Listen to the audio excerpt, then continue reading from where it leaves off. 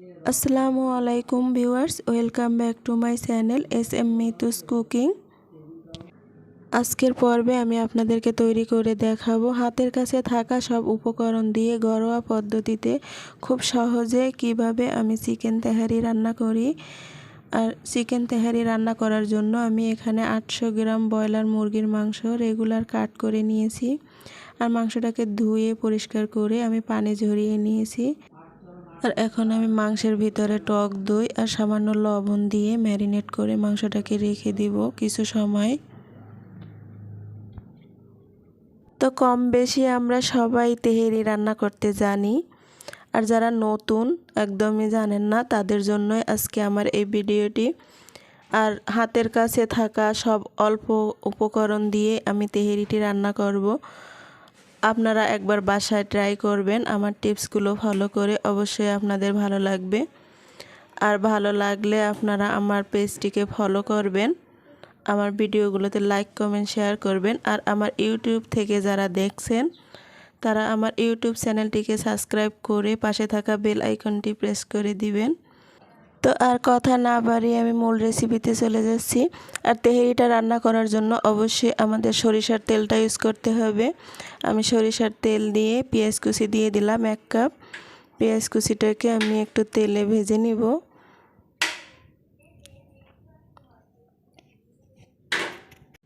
আর আমি আলাদা করে পেঁয়াজের ব্রেস্তা করে নিব না, এখান থেকেই আমি খানিকটা পেঁয়াজ কুচি ব্রেস্তা তুলে নিব। তো এই যে আমি তুলে নিয়েছি। আর এখন যে পেঁয়াজগুলো রয়েছে এর সাথে আমি অন্য উপকরণগুলো অ্যাড করে দিব। দিয়ে দিলাম কাঁচা ঝাল 8-10টার মতো, আর দিয়ে দিচ্ছি লবঙ্গ, দারুচিনি, এলাচি আর গোলমরিচ, আর দিয়ে দিলাম তেজপাতা। আর এখন দিয়ে দিচ্ছি পেঁয়াজ বাটা 2 টেবিল চামচ, আর দিয়ে দিচ্ছি রসুন আর আদা বাটা 2 টেবিল চামচ। তো দিয়ে আমি তেলের ভিতরে এগুলোকে একটু ভালো করে কষিয়ে নিব। পেঁয়াজ, রসুন আর আদা বাটার কাঁচা গন্ধটা দূর করার জন্য। আর দিয়ে দিলাম আমি একটু জিরা বাটা।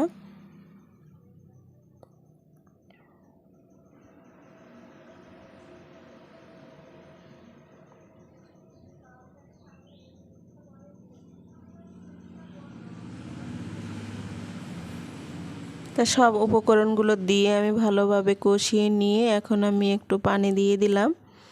পানি দিয়ে আমি মশলাটাকে এখন ভালো করে কষিয়ে নিব। আর মশলাটাকে আমি যত ভালো করে কষাবো ততই আমার তেহেরিটা খেতে ভালো লাগবে। তো এখন দিয়ে দিলাম আমি ধনিয়া গুঁড়া আর সামান্য লবণ। তো এখন আরও ভালো করে আমি কষিয়ে নিব। আর অনেক সময় ধরে যদি আমরা মশলাটাকে কষিয়ে নিই তাহলে খেতে ভালো হয়। আর যে কোনো রান্নাই হোক, চিকেন রেজালা, চিকেন কোরমা বা চিকেন রোস্ট অথবা যে কোনো মাংসই রান্না করি না কেন, মশলাটাকে ভালো করে কষিয়ে নিলে আমাদের সব রান্নাই খেতে ভালো হয়। তো আগে থেকে আমি ম্যারিনেট করে রাখছিলাম যে মাংসটাকে আমি মশলার ভিতরে দিয়ে দিলাম। আর এখন আমি মশলার ভিতরে মাংসটাকে ভালো করে আবার কষিয়ে নিব।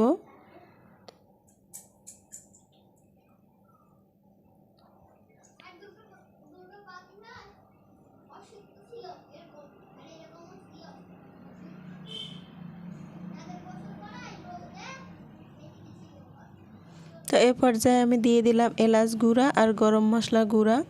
তো এখানে অনেক সময় আপনারা তেহেরির মশলাটাও দিতে পারেন। আর আমি যেহেতু বলেছি যে ঘরে থাকা ঘরোয়া উপকরণ দিয়ে আমি তৈরি করব, তো সেই জন্যই আমি আজকে খুবই কম উপকরণে আর ঘরোয়া হাতের কাছে থাকা সব উপকরণ দিয়েই আমি মাংসটাকে রান্না করে নিব।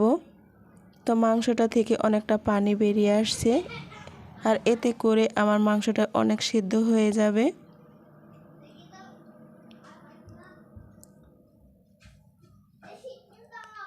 তো এই তো আমার মাংসটা ভালো করে কষিয়ে নেওয়া হয়ে গেছে।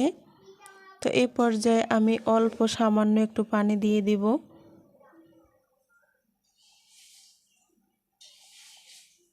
মাংসটাকে একটু ভালো করে সিদ্ধ করার জন্য।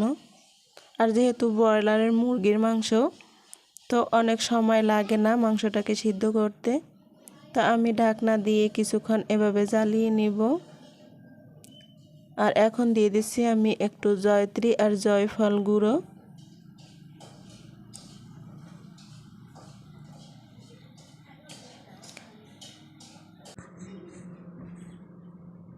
তো আর এই তো আমার মাংসটা রান্না করা হয়ে গেছে প্রায়। তো আমি এখন মাংসটাকে অন্য পাত্রে তুলে নিব।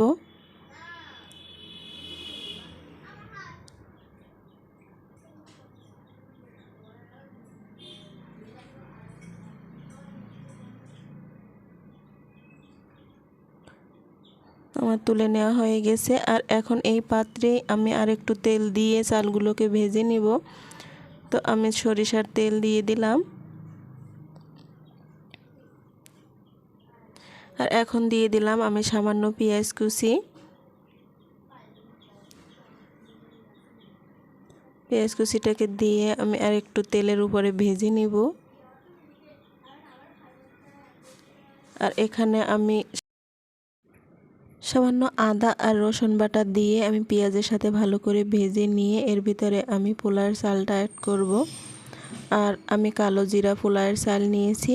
চালগুলোকে আমি আগে থেকেই 20 মিনিট পানির ভিতরে ভিজিয়ে রেখে ধুয়ে ভালো করে পানিটা ঝরিয়ে নিয়ে এখন আমি চালগুলো এর ভিতরে দিয়ে দিলাম। আর চালগুলো দিয়ে আমি ভালো করে আবার কিছু সময় ভেজে নিব। একেবারে বেশি সময় নিয়ে ভাজবো না, যেহেতু তেহেরি আর পোলাও রান্না করতে গেলে অনেক সময় নিয়ে চালগুলোকে ভালো করে ভেজে নিতে হয়। তো অতটা সময় নিয়ে ভেজে নিতে হবে না। তো আমার ভেজে নেওয়া হয়ে গেছে। আমি এখানে পানি অ্যাড করব। আর পানিটাকে আমি আগেই ফুটিয়ে রেখেছিলাম। তো আমাদের মনে রাখতে হবে পোলাও বা বিরিয়ানির ক্ষেত্রে আমাদের ফুটন্ত গরম পানিটা দিলেই বেশি ভালো হয়, পারফেক্ট ঝরঝরে হবে। আর যতটা চাল দিব তার দ্বিগুণ পানি দিতে হবে, তাহলে আমাদের পারফেক্ট পোলাও বা পারফেক্ট বিরিয়ানি, পারফেক্ট তেহেরি তৈরি হয়ে যাবে। তো আমি ঢাকনা দিয়ে এখন কিছু সময় এভাবে জ্বালিয়ে নিব। তো এখন দিয়ে দিচ্ছি আমি স্বাদমতো লবণ। লবণ দিয়ে আমি জ্বালিয়ে নিয়েছি। তো অনেকটাই সেদ্ধ হয়ে গেছে, এখনও একটু পানি আছে এর ভিতরে। তো এ পর্যায়ে আমি মাংসটাকে দিয়ে দিব, যে মাংসটাকে আমি রান্না করে অন্য পাত্রে তুলে রেখেছিলাম। এই তো সে মাংসটাকে আমি দিয়ে দিলাম। আর মাংসটাকে দিয়ে আমি এখন ভালোভাবে পোলাওয়ের সাথে নেড়ে চেড়ে মিশিয়ে নিব। আর পোলাওটা এখনও ভালোভাবে সেদ্ধ হয়নি, আর এর গায়ে একটু একটু পানি আছে। এই পানিটা টেনে যাবে আর পোলাওটাও ভালোভাবে সেদ্ধ হয়ে যাবে। তাই তো আমি ভালোভাবে মিশিয়ে নিয়েছি। আর এখন আমি একটা লেবুর রস করে নিয়েছিলাম, লেবুর রসটাকে দিয়ে দিলাম। আর দিয়ে দিচ্ছি সামান্য কেওড়া জল আর সামান্য কয়েকটা কিশমিশ দিয়ে দিলাম। দিয়ে আমি একটু দমে রেখেছিলাম। আর এখন দিয়ে দিলাম সামান্য একটু ঘি দিয়ে আমি দমে রেখে দিয়েছিলাম। তো আমার এখনও একটু একটু নরম মনে হচ্ছে। তো গরম আছে, তার জন্য ঠান্ডা হয়ে গেলে একদম ঠিক হয়ে যাবে।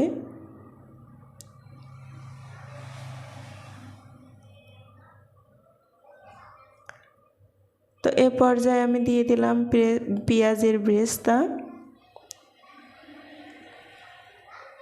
আর এই তো আমার তেহেরি রেডি হয়ে গেছে, একদম ঝরঝরে পারফেক্ট তেহেরি। আমি সার্ভিং ডিশে সার্ভ করে নিয়েছি। আর দিয়ে দিচ্ছি আমি পেঁয়াজের ব্রেস্তা। তো আজ এই পর্যন্তই, সবাই ভালো থাকবেন। আল্লাহ হাফেজ।